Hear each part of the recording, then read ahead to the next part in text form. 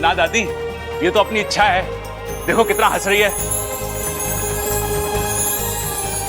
अरे इच्छा, तू इतनी जल्दी कैसे सूख गई? अरे भाई, कोई मस्त सब बड़ा सा ड्रायर यूज करा होगा ना। अरे ना, पवन चक्की के सामने खड़ा करा होगा। अरे ना, फिर तो ये उड़ जाती ना। एक थप्पड़ में दोनों को उड़ा दूंगा। चुप रहो।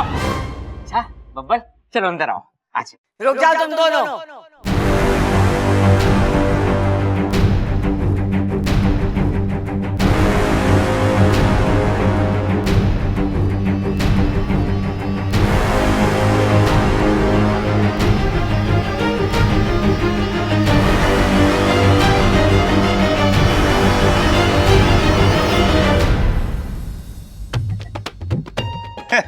स्वागत है दादी, स्वागत है।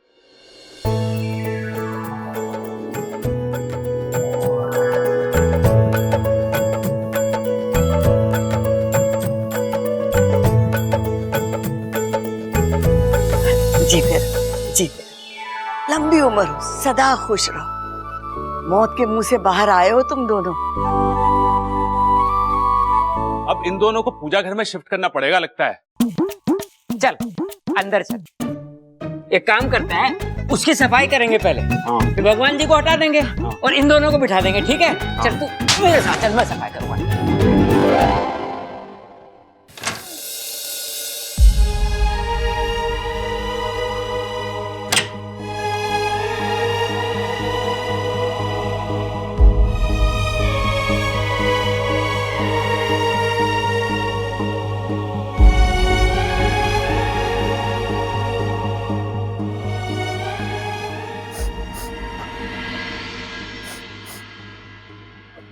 फाकू, तू रो क्यों रहा है? अच्छा तू ठीक तो है ना? फाकू, मैं तो बिल्कुल ठीक हूँ, सही सलामत तेरे सामने खड़ी हूँ। कौन कहता तुझे ये सब करने के लिए? जब देखो दूसरों के बारे में सोचना, जो करना दूसरों के लिए करना। अपनी कुछ चिंता है या नहीं तुझे? मेरे लिए करना जरूरी था। बब्बर जी की जिंदगी और तुम्हारी जिंदगी। अगर बब्बल जी का परिवार है तो तुम्हारा भी परिवार है। अगर तुम्हें दुख होगा तो उनकी आंखों में भी पानी आएगा। देखो मुझे, तब से रो रो के बुरा हाल है मेरा। लेकिन वाकू, मुझे मालूम है तुम क्या कहोगी। बच्चा थोड़ी हूँ जो रो रहा हूं मैं, लेकिन क्या गुरु रोना आ रहा था। आज साझा प्रत्यर्पण विधि के बाद तुम्हारी जो हालत हुई, मैं डर गया था। एक पल के लिए मुझे ऐसा लगा जैसे मैंने तुम्हें हमेशा के लिए खो दिया है। इच्छा, मैं जानता हूं हम दोनों का रिश्ता खून का नहीं है, लेकिन कुछ रिश्ते संगत से बनते हैं, जज्बात से बनते हैं, और वो खून से बढ़कर होते हैं। ऐसा ही एक रिश्ता तुम में और मुझ में भी बना है। इसीलिए हर चीज हम आपस में बांटते हैं। मुझे तो आदत सी हो गई अब तुम्हारी इच्छा। किस्मत ने मुझे सगी बहन नहीं दी, लेकिन तुम्हारे रूप में एक मुंह बोली बहन जरूर दी है। मैं तुम्हारे साथ हंस सकता हूँ, रो सकता हूँ, झगड़ सकता हूँ। दागिस्तान से इतना दूर होने के बाद भी मुझे ऐसा नहीं लगता कि मैं अकेला हूँ। मैं तुम्हारे बिना रहने की कल्पना भी नहीं कर सकता। वाकू, मैं वादा करती हूँ, मैं तुझे छोड़कर कभी नहीं जाऊंगी। पक्का? पक्का। और फिर से ये पागलपन तो नहीं करोगी ना? अब ये कहना तो मुश्किल है। मैं जो भी करूं, जहां भी जाऊं, तुझे तंग करने जरूर आऊंगी। बस तुमने इतना कहा, मेरे लिए यही काफी है। चल अब पगले, रोना बंद कर।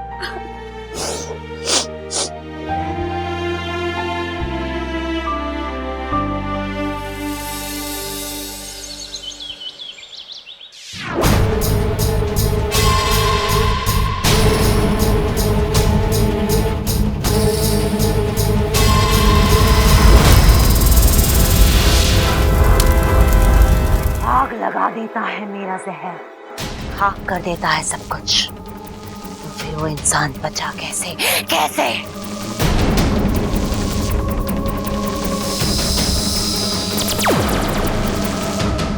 कसम जहर की आखिरी बूंद की, आपकी शक्ति जितनी पहले थी उतनी आज भी है। मुझे चापलूसी से सख्त नफरत है। झूठ बोलूं तो मेरे दांत टूट जाएं। दुनिया की एक रीत है, कोई भी रेखा तब छोटी दिखने लगती है जब उसके सामने कोई बड़ी रेखा तैयार हो जाती है। मतलब आपकी शक्ति कम नहीं हुई है। आपकी शक्ति से बड़ी एक और शक्ति है जो उस इंसान के आसपास है और उसकी रक्षा कर रही है। बात तो तू सही कह रहा है। कसम जहर की आखिरी बूंद की, बंदा गलत बात करता ही नहीं है।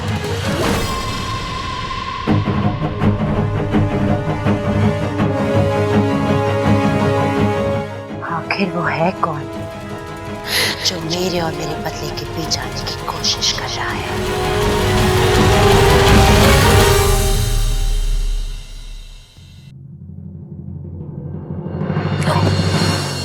साथिया साथिया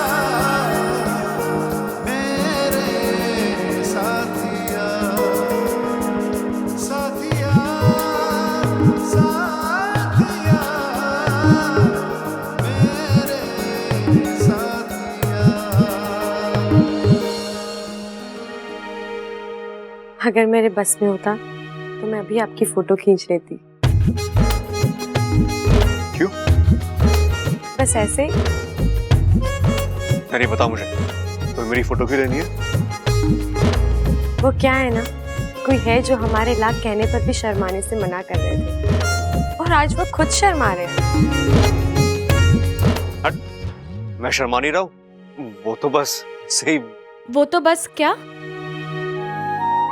पता नहीं, अच्छा आज बहुत अजीब सा लग रहा है। ऐसा लग रहा है जैसे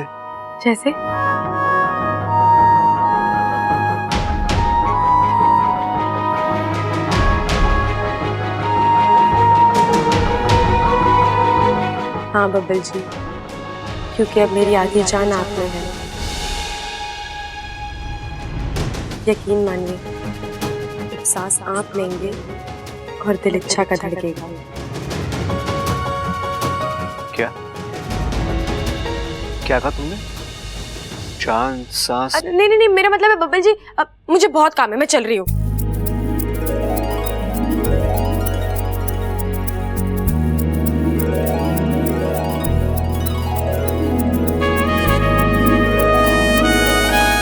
अजीब लड़की है ये, मेरे तो समझ गई बात।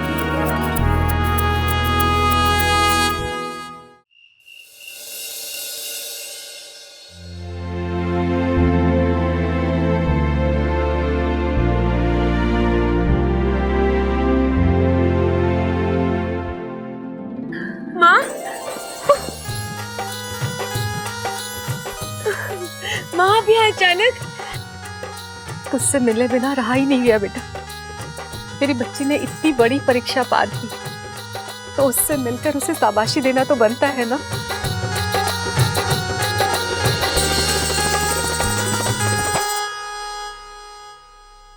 अरे वाकू, तू क्या अब यहीं खड़ा होकर हम दोनों की बातें सुनता रहेगा?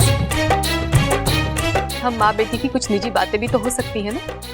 जा यहाँ से।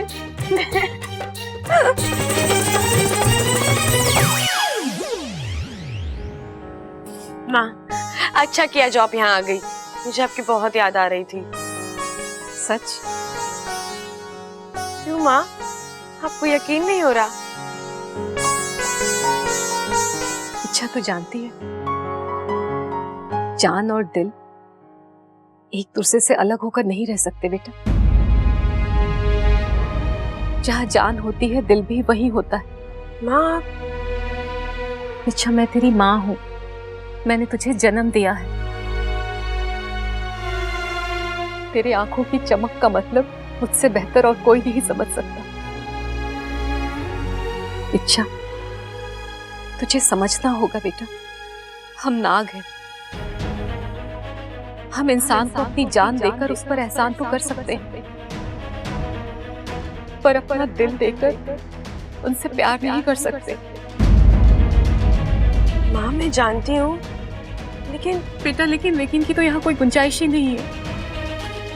तुझे अपनी भावनाओं को रोकना होगा, अब्बा से अलग होना होगा तुझे।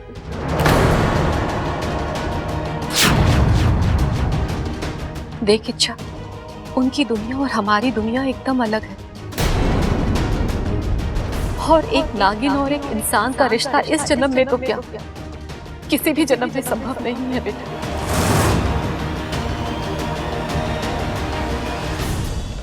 तुम अपनी भावनाओं को यहीं पर रोक लो, क्योंकि इस रास्ते पर तू जितना आगे जाएगी ना, वापस लौटने में तुझे उतनी ही ज्यादा तकलीफ होगी। इच्छा मेरी बात मान जा बेटा, तेरे भले के लिए ही कह रही हूँ।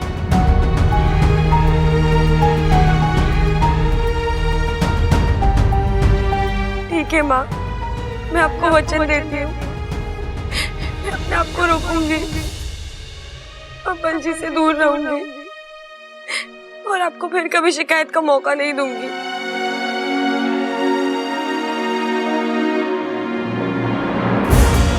रो ले मेरी बच्ची, अपनी भावनाओं को अपने आंसुओं के साथ बह जाने दे। इसमें हम सबकी भलाई है।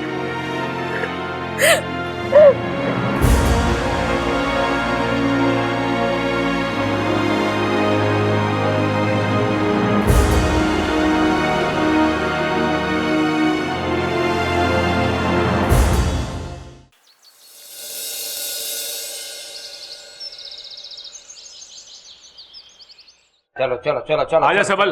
हाँ तुझे एक दाव पेच सिखाऊं। देख, सबसे पहले जब कुश्ती शुरू होवे ना, तो ऐसे पकड़ के कंधे से ये, और पहले उसकी आंख में देख, एकदम सामने वाले पहलवान की। फिर ऐसे घूम, जैसे उसकी आंख बचे और पकड़ के। गलत सिखा रहा है, ये सिखाया था मैंने तुझे। खड़ा हो रे छोरे, गर्दन पकड़। अच्छा हाँ चल उठ।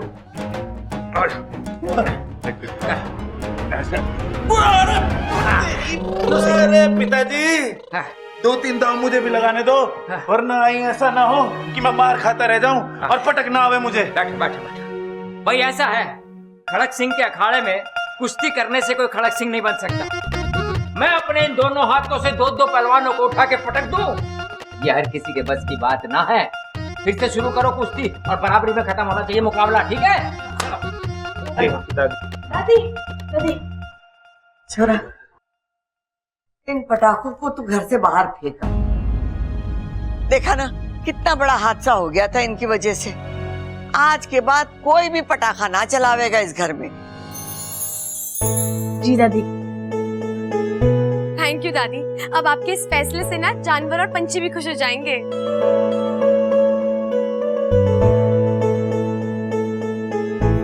और एक नागिन और एक इंसान का रिश्ता इस जन्म में तो क्या, किसी भी जन्म में संभव नहीं है बेटा।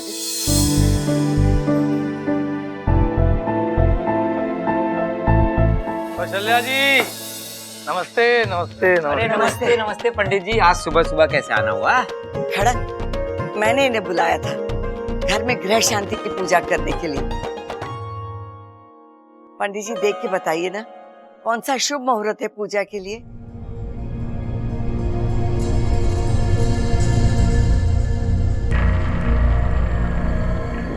कौशल्या जी, अगर आप बुरा न माने तो एक बात को।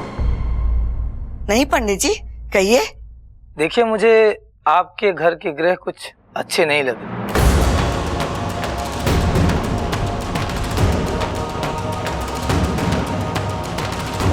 किसी बहुत बड़े संकट के आने की संभावना है। अरे नहीं पंडित जी, वो पड़ोस वाली संभावना को पूजा में ना बुलाएंगे, बड़ी नक चढ़ी है।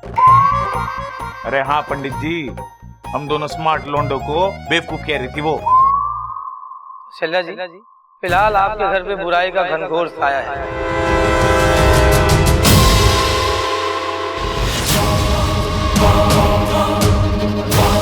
और ये बुराई बिना कहर ढाए दम नहीं देगी।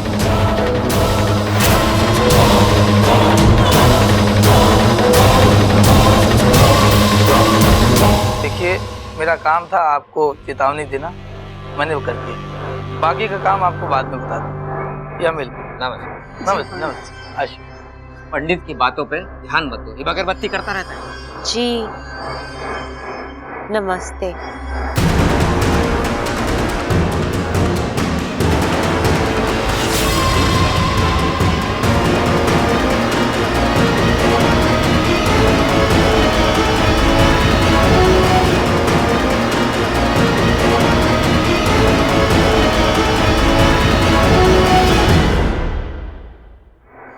माफ करना छोरी। अरे माँ माफी क्यों मांग रही है? तुझसे छोटी है वो। मैंने तुझे पहचाना नहीं। दादी, लगता तेरी याददाश्त भी जा रही है। तेरे लिए भी एक लाल किताब मंगवा दूं? साथ में एक टेप भी मंगा लेना। कैसी बातें कर रही है दादी। तेरे लिए तो बिल्कुल नई लाल किताब मंगवाऊंगा, फटी पुरानी थोड़ी मंगवाऊंगा जिसे चिपकाने के लिए टेप वेप लगाना पड़े ना। टेप से तेरा मुंह चिपकाऊंगी। माफ करना छोरी, कहाँ से आई है तू? जी मेरा नाम अमृता है। अरे काम वाम की बात बाद में, पहले अपना नाम तो बता छोरी। अरे भाई, यो अपना नाम ही बता रही है, अमृता। मुझे शंकर जी से मिलना है।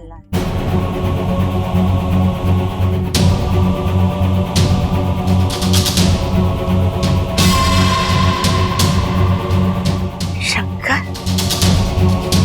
कौन शंकर? अरे दादी, ये शंकर जी पे दूध चढ़ाने के लिए आई होगी। नुक्कड़ वाला मंदिर बंद होगा, इसीलिए हमारे मंदिर में दूध चढ़ाने आई होंगी आप, है ना जी? जी नहीं, मैं वो मंदिर वाले शंकर जी की बात नहीं कर रही। अरे हमारे यहाँ तो वही शंकर जी हैं, वरना हिमालय जाना पड़ेगा। एक काम कर, तू इसको अपने साथ लेके चला जा, आराम से घुमाना और दर्शन करवा देना, ठीक है? ठीक है पिताजी। ममता, मेरा लाठी और कंबल लेकर आ जा।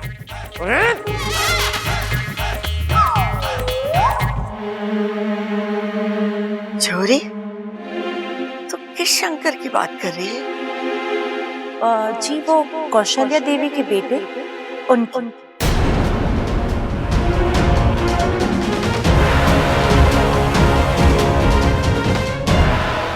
तू शंकर को कैसे जानती? जी 30-35 साल पहले मेरे पिताजी को वो पहाड़ के नीचे बहुत जख्मी हालत में मिले थे। फिर वो उन्हें घर ले आए, बहुत देखभाल की मेरे पिताजी ने उनकी। काफी समय तक वो हमारे साथ ही थे। हमारा शंकर जिंदा है। हमारा शंकर जिंदा है। हे भगवान, तूने इस दुखियारी माँ की सुन ली। माँ, भैया जिंदा है, भैया जिंदा है।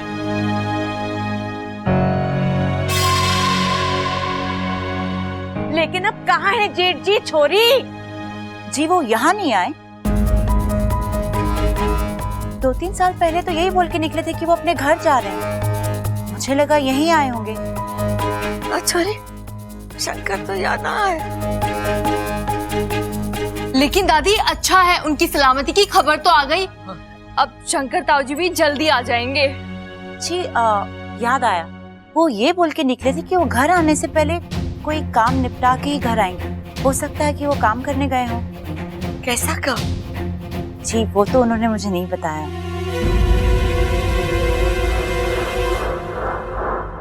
बीबी जी आपका सामान। अरे ये सामान यहाँ पर क्यों ले आए हो? इसे उठाओ, हम यहाँ पर सिर्फ इनसे मिलने आए थे। हम होटल जाएंगे, सामान उठाइए। अरे तू कहाँ जा रही है छोरी? जी बस पास के होटल में रहने जा रही हूँ।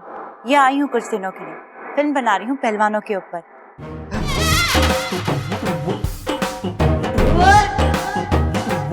शंकर अंकल हमेशा कहते थे कि हमारा गांव पहलवानों के लिए मशहूर है, तो सोचा यहाँ पर आके कुछ रिसर्च कर लेती हूँ और शंकर अंकल से भी मिल लेती हूँ। हाँ,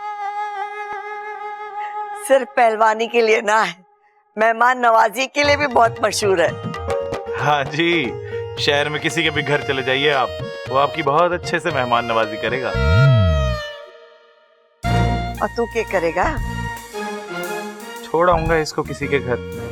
अरे चुप कर, ये यही रहेगी।